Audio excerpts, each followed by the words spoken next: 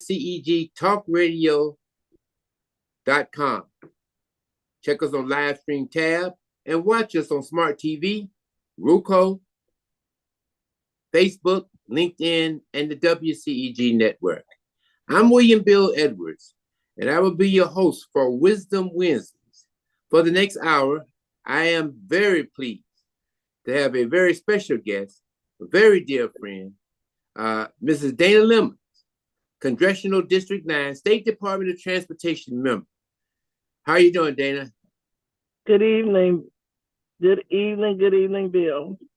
They didn't talk me from the car tonight, so I want to let y'all know that. She didn't want y'all to know, but I'm going to tell you. You didn't have to tell them that. You did not have to tell them that. So, Dana, tell us about this whole department, the Congressional District 10, the State Department of Transportation. What does all that mean?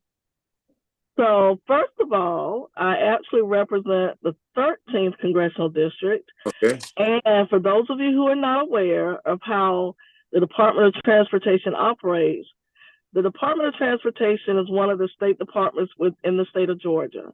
And every department within the state of Georgia that is a active operating department has a governing board.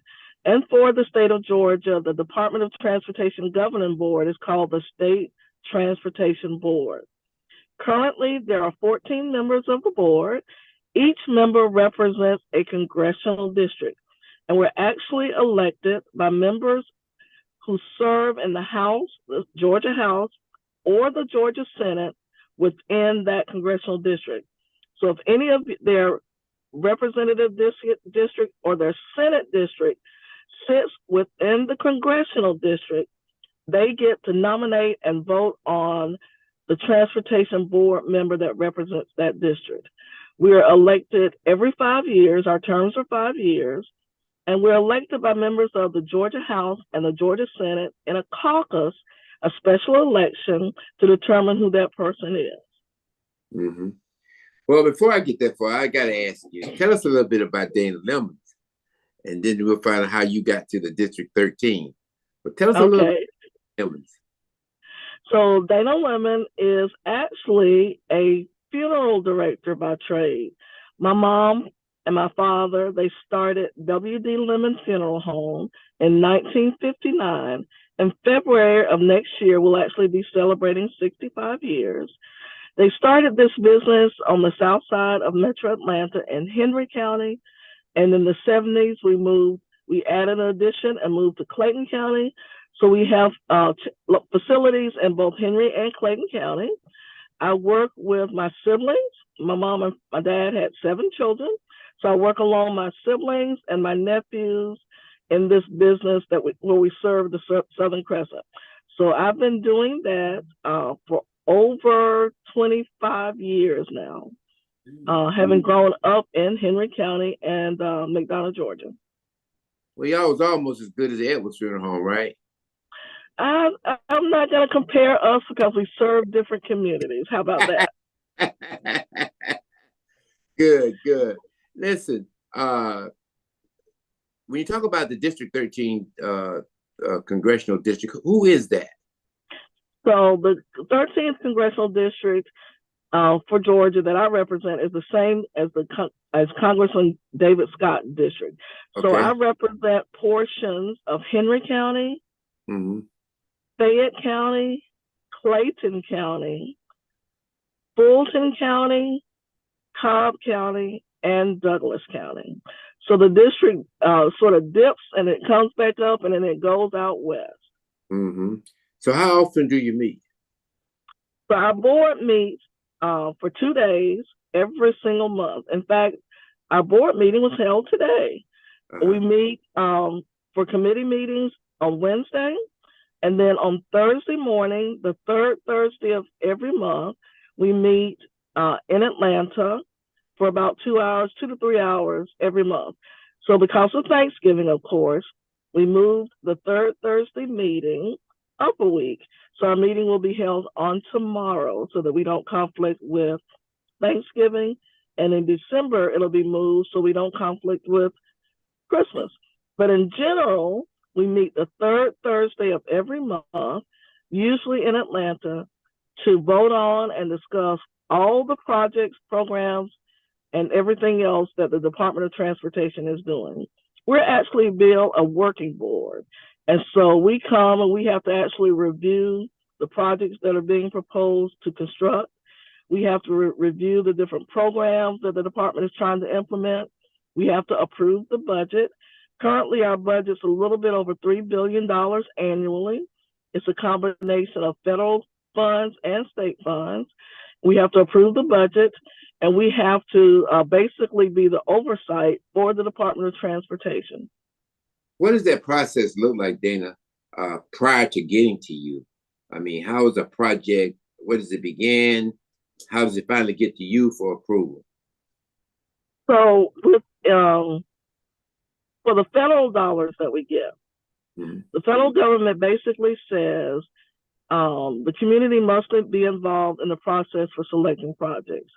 In Metro Atlanta, the governing agency that manages this process for determining the projects is called the Atlanta Regional Commission. Right. It's what's called an MPO, a Metropolitan Planning Organization. The MPO is responsible for gathering together leaders from throughout the region, and in Atlanta, it's all the 13 counties in the region. The MPO gathers those leaders together, and then they make recommendations on projects that need to be constructed and programs. The leaders vote on those projects and programs based on recommendations from the staff. And then once that list is developed, the list is then forwarded on to the Georgia Department of Transportation for implementation. So first comes planning, which is what the ARC does, along with Metro Atlanta leaders, county commissioners, mayors, and citizens. And then once the list is developed, then it's forwarded to Georgia DOT for implementation.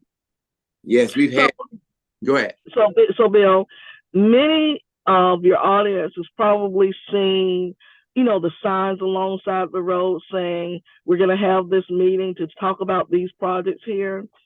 That's the process that we use. We want to make sure that the community is aware and involved before we develop and construct any projects at all. We take community input into consideration. And so when our community sees these signs, we want to remind people and encourage people, go ahead and attend those meetings, because you're going to find out about some changes, transportation infrastructure changes that are coming to your local area. And you may want to have some input on that. So please start attending those meetings if you haven't already been attending them. Well, we've had Anna Roach on earlier, last year, wasn't it, George? We've had Anna Roach on, and I'm glad you're kind of putting together their responsibility and yours as we look to the future in transportation. But everybody talks about transportation, but I'm with you. I mean, everybody got to be a part of the process. In my term as elected official, I've seen where projects have been included, and where some municipalities or some government entities don't use all their allocation. Talk about that for a minute, because that money does go back, right? It does. So we have several different types of projects that local governments can apply for as grants, or they can request through the ARC.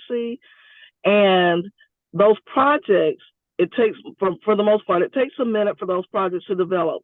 We have to plan the project, we have to design the project, we have to purchase right away, and then we have to construct the project.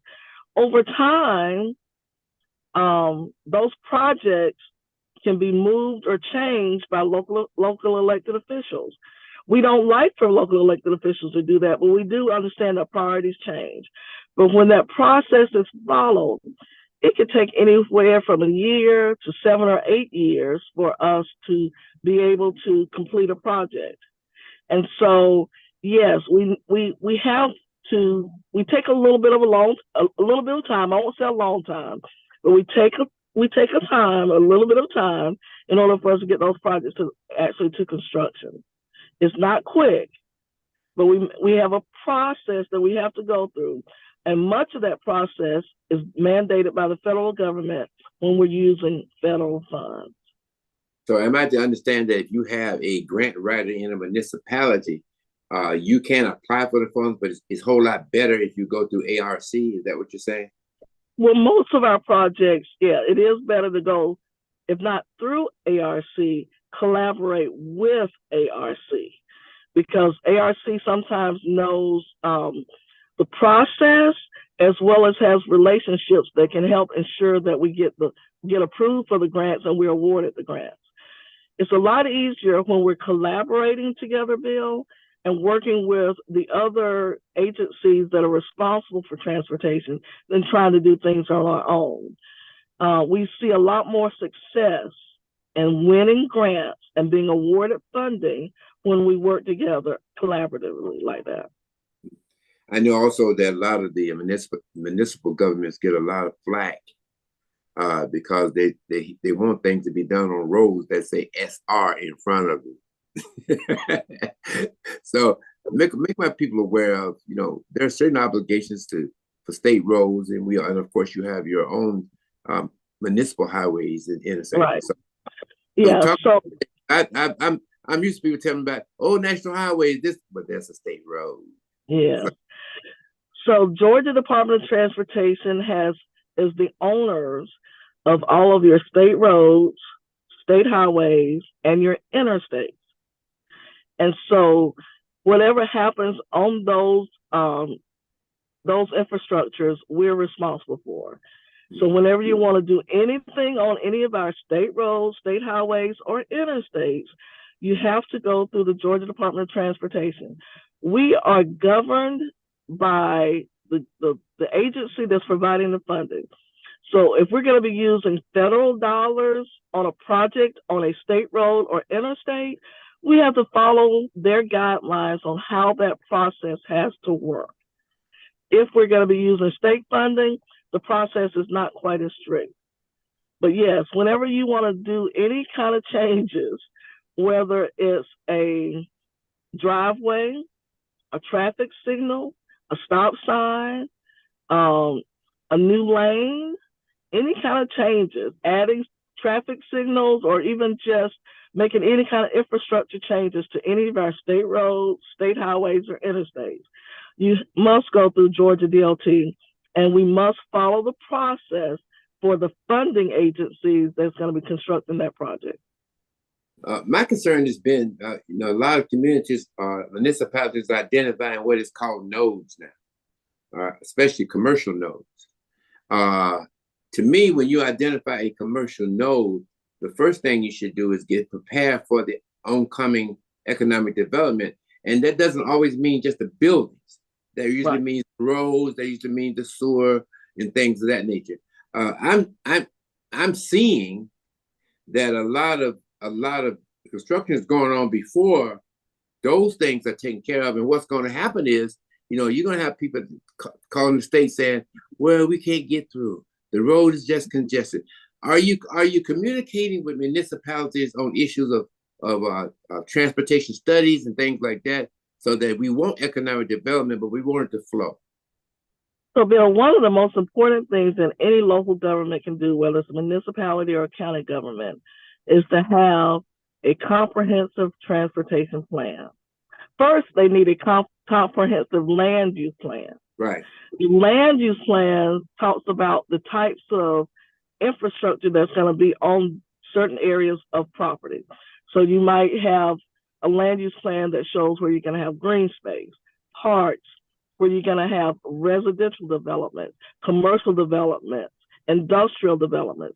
That's the most important thing they can do first, is have a land use plan so that you have an idea where you're going to be seeking new development and what type of development in certain areas. Once you have that land use plan, then it's important for you to have a comprehensive transportation plan that supports the land use plan. So if you know that in certain areas it's going to be green space only, the type of transportation you need there might be might be trails, bike paths, and things like that. You won't necessarily need a 4-lane road in an area that's designated for parks and green space. Mm-hmm. Now, if you have an area that's designated industrial or commercial, then you're going to need a different type of infrastructure to support the types of vehicles that are going to be traveling on that infrastructure. So if you've got industrial, you're going to need roads that can support heavy trucks and 24-hour operation typically. So with the comprehensive land use plan and the comprehensive transportation plan, it enables local governments to have a better grip on the transportation infrastructure that they're going to be constructing. Well, for example, I keep saying the city of South Fulton, but other cities too. I guess I'm just tied to the city of South Fulton, but a lot, most of the infrastructure roads in this city are two-lane roads. And, we're becoming the second largest city. We already are the second largest city in Fulton County. And the massive growth I see as I travel along the roads, either we're in front of this or we're behind it. And most of the time we're behind it. What are your thoughts of that? And so a lot of that, Bill, has to do with not having a land use plan.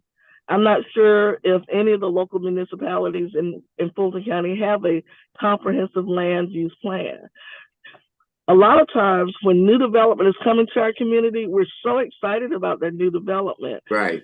We don't always stop and pause and say, does this fit within what we're trying to do within this community? Does this new development fit within this community? And if it doesn't fit, then we might need to find a different place to put that new development. But once you develop that land use plan and you stick to that land use plan, then it's a lot easier to get transportation infrastructure to support it. But unfortunately for us, a lot of times when we develop the land use plan, some things may happen, new development may come, and we say, well, you know what? This is not on the plan, but we're going to allow it anyway because it's a great opportunity for our community. Things change all the time. But when things change, we need to make sure we're adjusting our transportation infrastructure to fit those changes. Which is good, Dana. Yeah, it's very good. It's very good. But typically we're behind because we're not thinking about what impact is this going to have on our infrastructure, not just the transportation infrastructure, but our sewers and everything else. So my thing is, even though I hear you saying they're coming, and sometimes they come faster than we would like them to come, but we know that the state is going to come in later because of the growth. So shouldn't we provide enough space or enough room so that when the state comes, that they come in and kind of help us out? Because I don't see a lot of that happening. Yeah, one of the best things that any community can do is to plan for future growth. So when you are permitting, let's say a new warehouse, if you're permitting a new warehouse, at some point you know that we're going to need to widen that road, whether it's adding a acceleration lane or a deceleration lane, or it's actually adding another lane, like a turning lane, or widening to actually 4 lanes. You know that at some point that's going to need to be done. And so we encourage local governments to provide setbacks, space, right, so that we can, in fact, widen the road at the appropriate time when funding is available. There are a lot of communities that do that as a matter of practice, and we do encourage local governments and local communities to do that as well. Think about future growth, not just the immediate growth, when you're planning and permitting new development within your community. And that's not just for commercial or industrial, that's also for residential, because you want your citizens who are moving into these communities to be able to get in and to get out safely. And we need to make sure that whatever is necessary for that to happen is available and there's space available. Metro Atlanta has so much growth and development that our right-of-way costs are sometimes so expensive that we can't do projects, or the projects are going to be delayed. If we can move the developments off of the right-of-way and have setbacks so that future development can happen, we might be able to do more projects in a more timely manner. A lot of consideration has been done to what we call impact studies. I don't know if the state does that or not, but you should if you don't. But the impact studies kind of help to fight some of the infrastructure situation that we have in an area. So the Atlanta Regional Commission does something called a DRI, and that's whenever you have a significant project coming, a determination of regional impact, and so that's sort of like an impact study, but whenever you have a huge development coming, you have to go through the DRI process so that we can identify what the future impact is going to be. I'm looking for just one project that the DRI has turned down. I have not seen one. All right. Well, I'm not sure that they're in the turning down process. I think more than anything, what they're trying to do is identify future impacts. So if it means that at some point a traffic signal is going to have to be added, you'll know that early on rather than later on. If it means that we're going to need to widen from 2 lanes to 4 lanes, you'll know that early on through the DRI. Not necessarily don't build the project. It really just says, if you build this project, or if you approve this project or permit this project, these are going to be the impacts, and you're going to need to adjust your transportation plans accordingly. So we talked about municipal issues, what they have, and how it would probably affect what you do or what the DOT does. How do you we got 7 cities, all right? As they do their economic development, how are you helping to link those things in transportation wise with the 7 cities that we have? So we can't do that, but one of the things that we encourage is for local governments to contact us so that we can bring collaboration to the community. The Atlanta Regional Commission is the primary agency that does that brings together local governments to talk about regional projects and programs and regional impact. But what Georgia DOT does is we meet with local governments and local communities, whether it's the mayor's meeting or the county meetings, and we talk about the projects and programs that they've got planned. Some of our counties we meet with every month to talk about plans and projects that they've got going. In those meetings, the cities are also present. So you always are constantly being updated on what this city is doing, what that city is doing, what the county is doing. In fact, just the other day, the meeting that's held in Henry County was held. So on the Zoom that they have, there's the county representatives, transportation representatives, there's all of the city representatives are there, and they each take turns talking about their projects and programs so that everybody is kept up to breast about what's going on. And so that we can get, if there are any red flags out there about things that are not progressing or anything that's going to be impacting another community, we learn about that very early on in the process. And the reason for asking that question, because you remember when I was commissioner some time ago, I used to have a program called Tour de 29. I don't know if you remember that. And it was it was on Highway 29, and we were trying to get that link between cities as you go down 29 all the way to Palmetto. And we had, every time you leave a city, you come to another city, we would have parties, we would have all kinds of stuff going on to enhance that city. And I think it was a good idea. I think it could have gone farther had we kept up with it. So, and that's the reason for me asking you that question, because 29 is a state highway. Yeah, and one of the things that we're seeing, Bill, is that citizens don't know where one municipality or one county government stops or starts. All they know is they travel down that road. Right. And if the road is not operating efficiently and safely, they see that there's a problem and they just want the problem fixed. They're not necessarily concerned about who's responsible for fixing it. You're absolutely correct. One of the fights I find myself fighting since I've been retired is on state highway, like South Fulton Parkway. I know. I think it's an obvious danger for 18-wheelers to park on the right-of-way of a state highway. And the reason I say that, because I don't think the right-of-way was ever intended to be a parking lot for 18-wheelers. And the ramps, not the ramps are also the thing. So what we have here is we have a host of truckers that come in and park, leave their trucks. If there is a accident where someone needs to get off the road to avoid, well, they might as well just go and get hurt because they're going to have a wheeler there. How can the state help us to police that and restrict that? So we can't do policing, but we can encourage local governments to do policing because it is very unsafe and it's not legal. And so we're not an enforcement agency, unfortunately. So a lot of the rules and regulations we have out there, we depend on local police departments and county police departments to help us enforce them. We can strongly encourage local police departments to encourage those who are in fact pulled off on the side of the road to find a safer place to park. The ramps and the shoulder is not the place that they're supposed to be parking.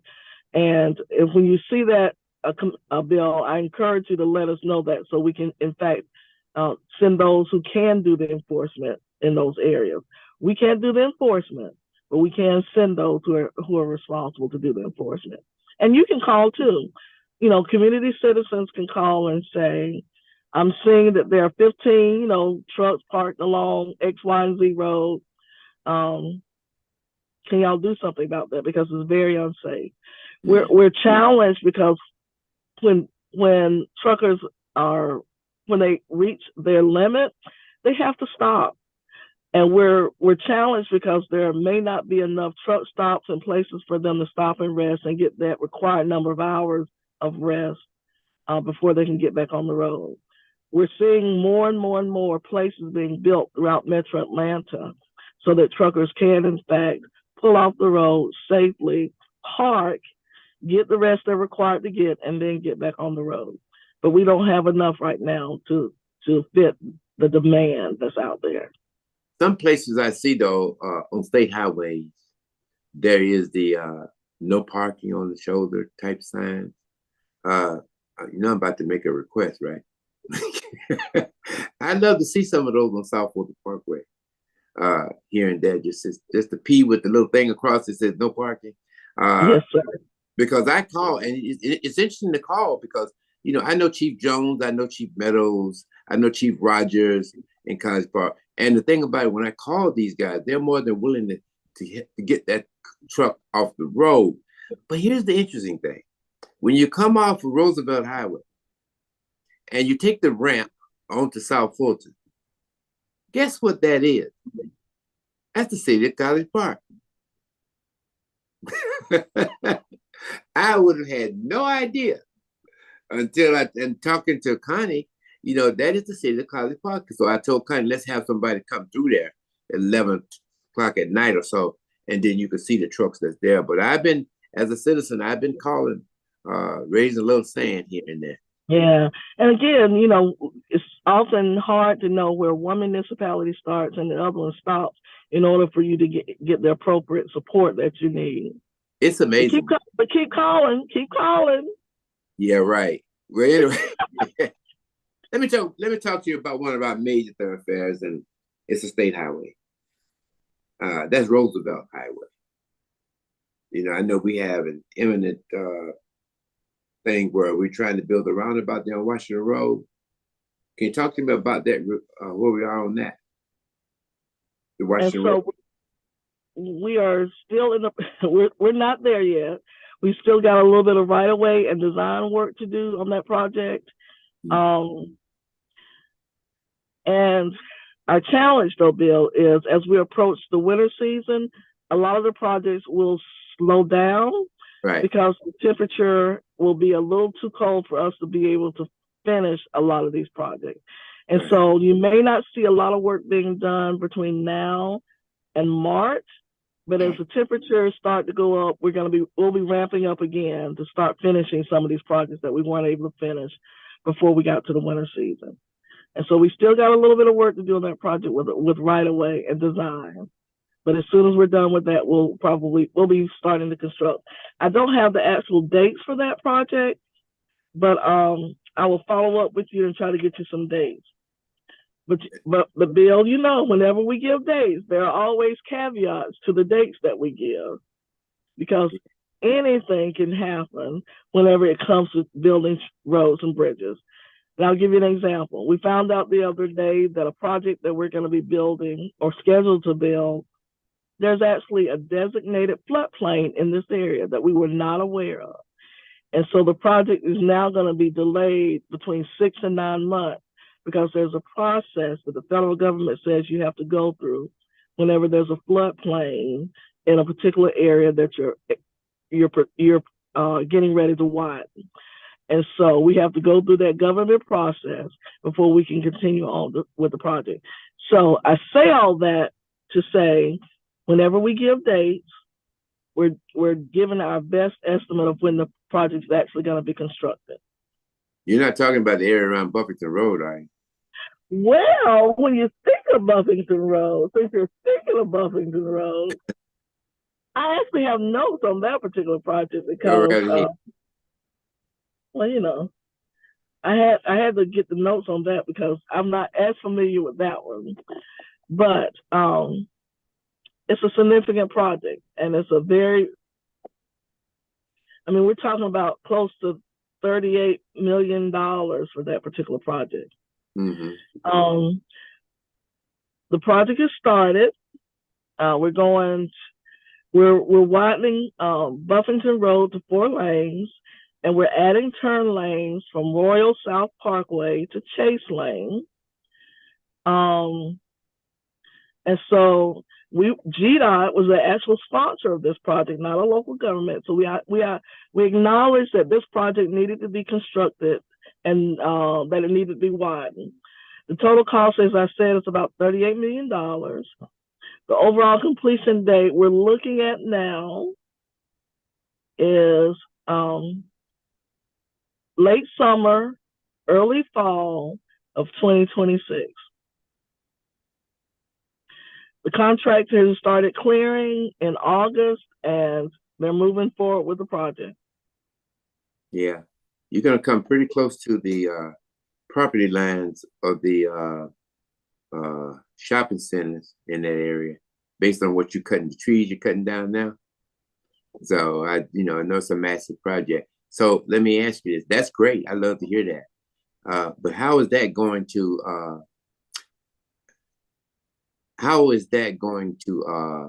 affect the roundabout that we have on Roosevelt? If you're going to start widening some of Roosevelt Highway, it's not. I mean, it's so the I hate to use my hand, but the roundabout is actually going to be a 2-lane roundabout. It's not going to be a 1-lane roundabout, so it won't affect that. We'll still install the roundabout. Okay, good. That's good. Good to know. Yeah, because and we're putting in more and more 2- and 3-lane roundabouts throughout. It doesn't just have to be 1 lane or a small roundabout. We've got some huge roundabouts we're installing. We just installed a really, really big one at Panola Road and 155 recently. We've actually got a roundabout that goes over a railroad track in South Georgia. And so when we do these roundabouts, we take into consideration future growth so that we don't have to undo what we've already done. So you were telling me that the widening is going to go from what place all the way down? Does it go all the way to Fairburn, or is it going to Palmetto? So from Royal South Parkway to Chase Lane,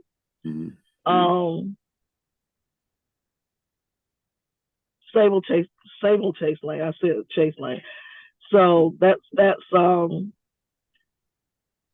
I want to say Buffington Road from Rock Quarry and Royal South Parkway to Rock Quarry Road. And it includes a bridge over State Route 14 spur. Stop right there. State Route spur. Now you say including the bridge. I hope that bridge takes in consideration the kind of traffic that is illuminating in that area now, and that you may want. I don't know why you don't have 2 ramps, one coming from the Parkway and one coming from the other way, because at 7 o'clock in the morning, you're talking about stacking. That's unreal. So are we going to not just take the bridge out, but are we going to look at other avenues in terms of getting onto the ramps? Yes. And so, Bill, whenever we're planning these projects, we look at 20 years. And so we don't plan for the immediate, we plan for the future.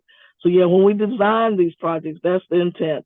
And if we're not, and you were talking about earlier, collaboration and working with local governments. That's why it's so important for municipalities and county governments to inform us of what's going on or what major projects that are coming. Because if there's a major project that's coming and we don't know it and we're planning based on what we know, then we might not be designing it to fit that future growth. But we do plan for 20 years out, not just for the immediate. Yeah.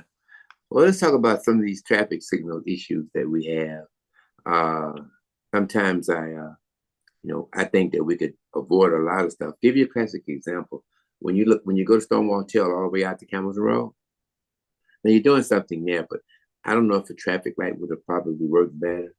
I know that traffic lights are expensive, but they're necessary to sometimes it's just a matter of a turn signal.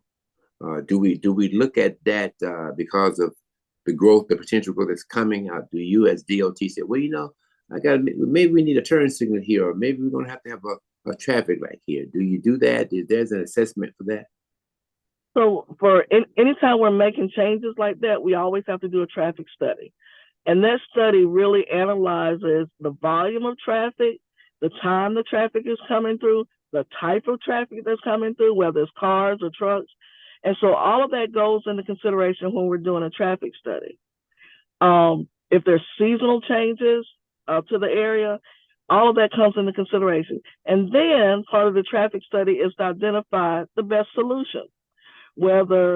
And usually we'll have 2 or 3 solutions that are available. And then we look at which one of those solutions is the best alternative for that particular corridor for the next 20 years. And so, yeah, we do look at all of that before we make a final decision on the type of solution that we offer. You mentioned traffic signals, and we get that request so much, Bill, about can you just add a traffic signal, add a traffic signal, add a traffic signal. The challenge is, and most people don't realize, that traffic signals oftentimes cause more accidents and fatalities than some other solutions cause. One of the reasons why we're installing so many more roundabouts is because roundabouts don't have the type of rear end collisions that we see at traffic signals. And it's just human nature. The light's yellow. I want to get through that light. I don't want to sit here and wait for it to turn green again.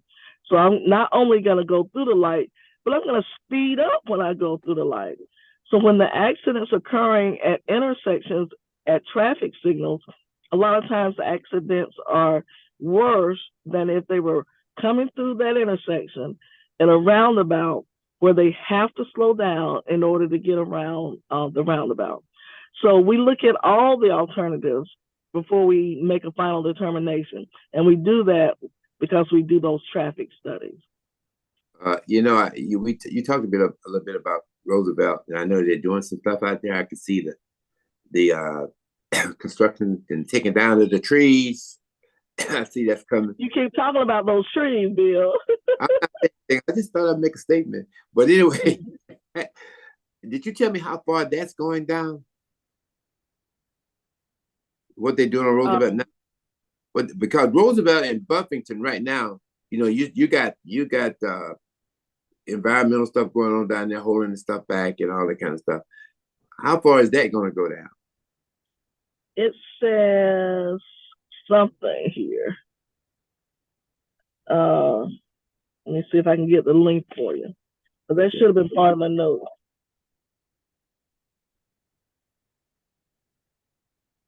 Because you're taking away some of the frontage from the what do you call it, the shopping center, and I'm surprised you got some frontage from the railroad. Well, it's a challenge whenever we're trying to impede on the railroad right away. Right. But every now and then, we don't have a lot of options. I'll have to get that link for you, Bill. I see it's something .135 miles, but I don't know what that first number is. yeah, people see that and they ask the question, "What's going on?" See, that's the thing about DOT. Nobody knows nothing, and you wake up one morning and then you got these cans and these all kinds of stuff out there, and people call and saying, "Well, what's happening?" So, Bill, you know, and I want people listening to this to know, we can't do anything to any of our infrastructure without first letting the community know. We let the community know in so many different ways, but a lot of times people don't pay attention to what we're telling them until the cones go up and the trees come down or they see dirt moving. But we do notify communities way in advance of us actually constructing projects that we're coming. This is what we're going to be doing. What do you think about it? When we have our public information open houses, Bill, we might have one for 5 or 6 hours. We might have 5 people to come through the entire time. Yeah. That's the time when we're letting you know what we're about to do. That's the time when we're saying to you, what do you think about our decisions? What do you think about this design? What do you think about this project? And that's the time for you to be saying, what's going on? What Georgia DOT getting ready to do? You know, when we come with the barrels and the cones and the dirt moving, that's not the time to be asking what's going on, because we've already, designed the project, purchased right away, and we've got a contractor who's ready to build what we designed. So I want to encourage folks again, get involved, attend the meetings, ask the question.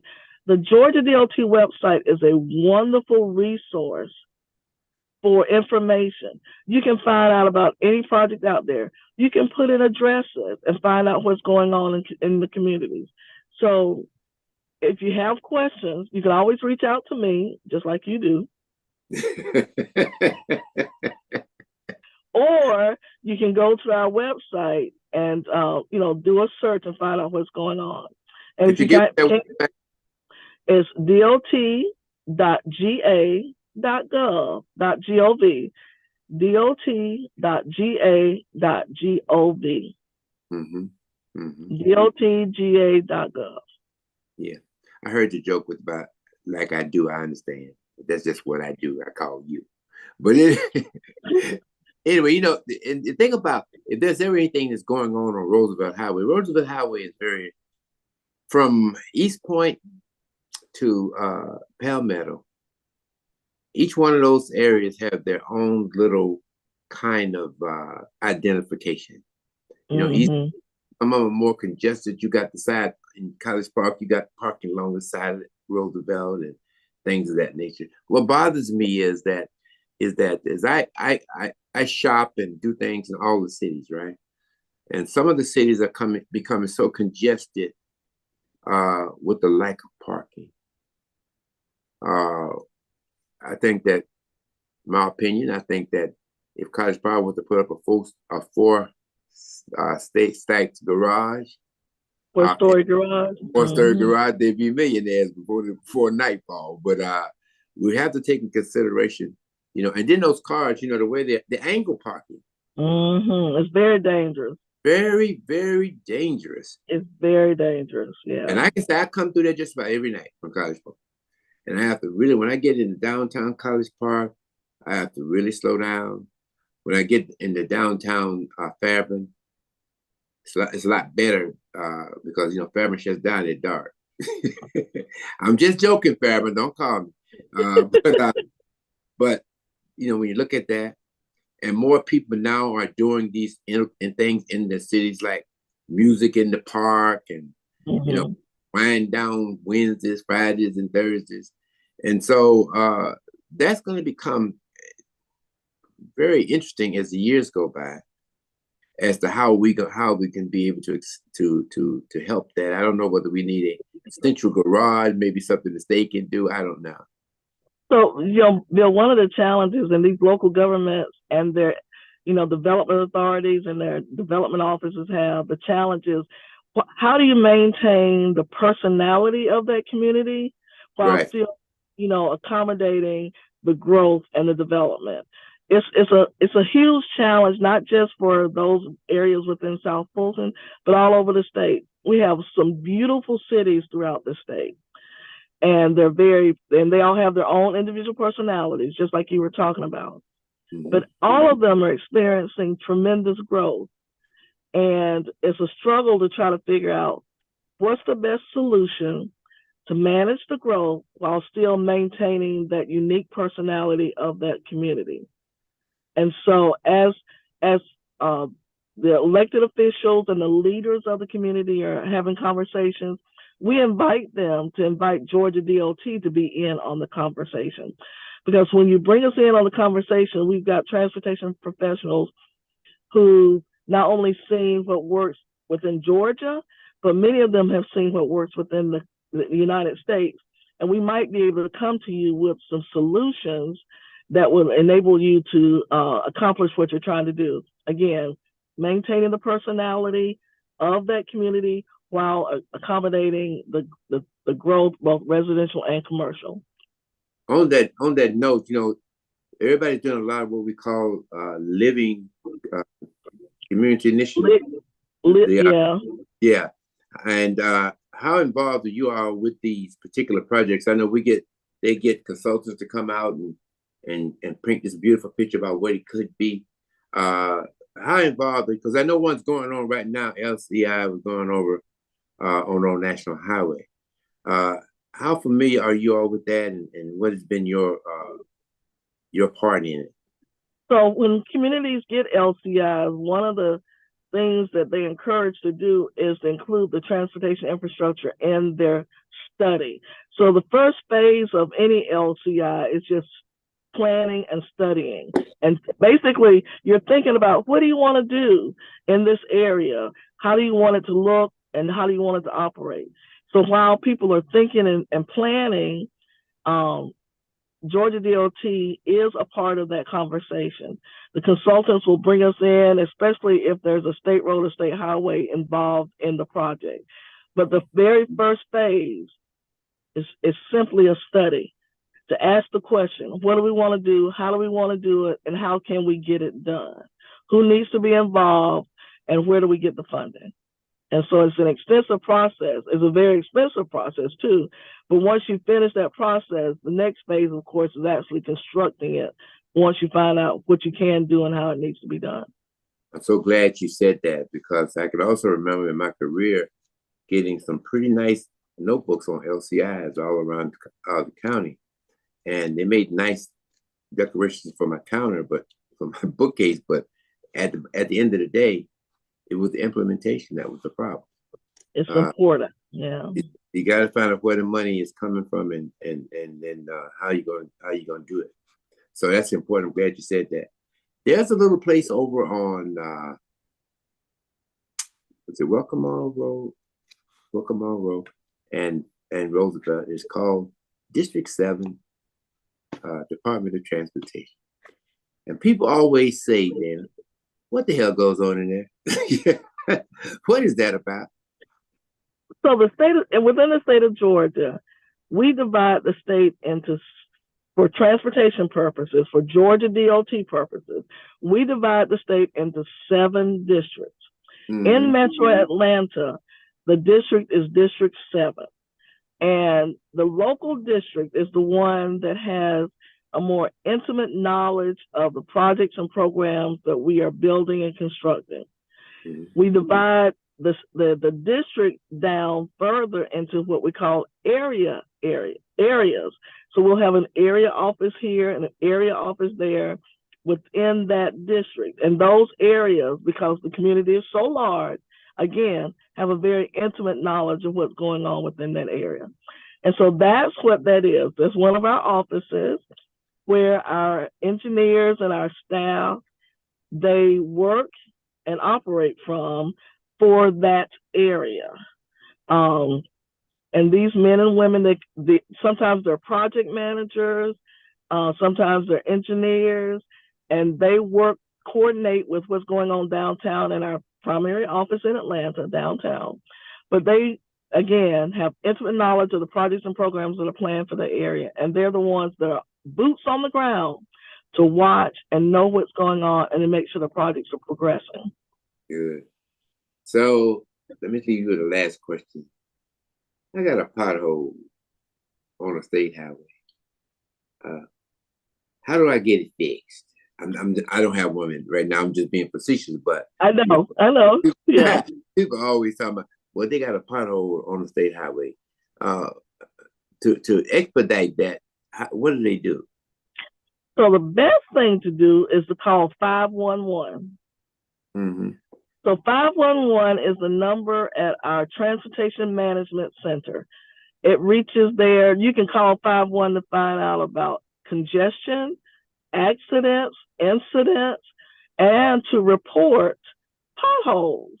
Mm-hmm. So you call 511 and you say, I just traveled down Roosevelt Highway near intersection, whatever, and there's a really big pothole there. Can y'all please check it out and repair it? Mm-hmm. And they'll take that information and they'll pass it on to the district office for that area so that the district office can send out a crew to check and see what's going on. Again, these are folks with boots on the ground, so they're able, because they're in the local area, to actually get in their vehicles, drive to the area, and see what's really going on. So 511. So the person will be alive when they see it fixed, right? Yes, they will be alive. Not only that, if you see a mattress alongside the road, guardrails, a tree in the road, all of those things, you can call 511 to report it, because we want to make sure that our roads and our bridges are safely maintained, and we need the eyes of the local community in order to be able to do that.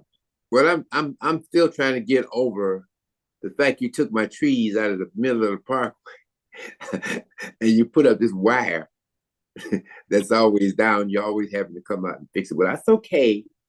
I thought the way we had it was pretty good, but it's okay.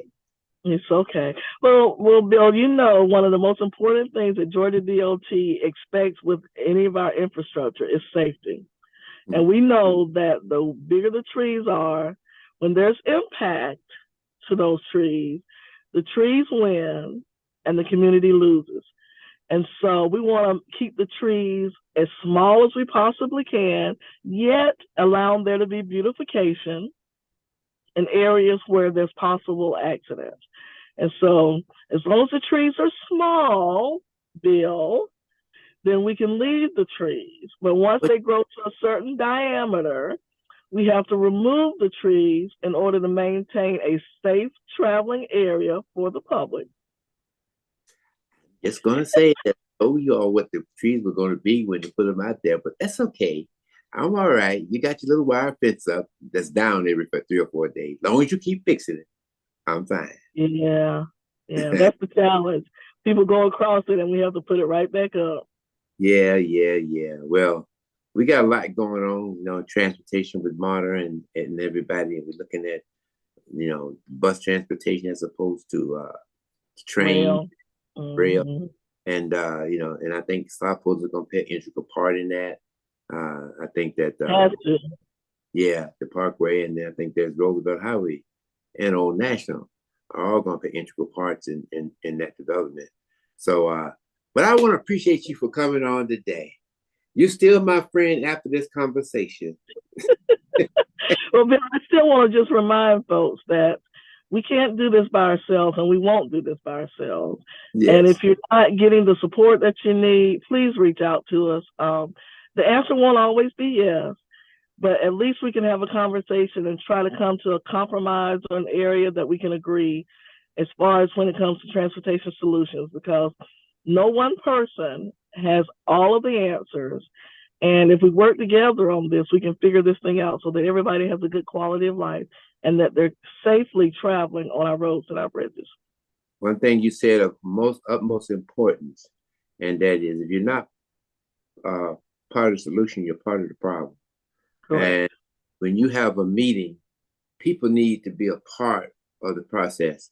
I know you got websites, you got all kinds of stuff going on, but people never read them. They don't read signs and things of that nature. We need to, as municipalities and other organizations, we need to press upon people that when we see something, say something, even though you passed by so fast you couldn't read it. If you didn't see nothing but DOT, to contact your office or somebody, and we'll tell you what it is.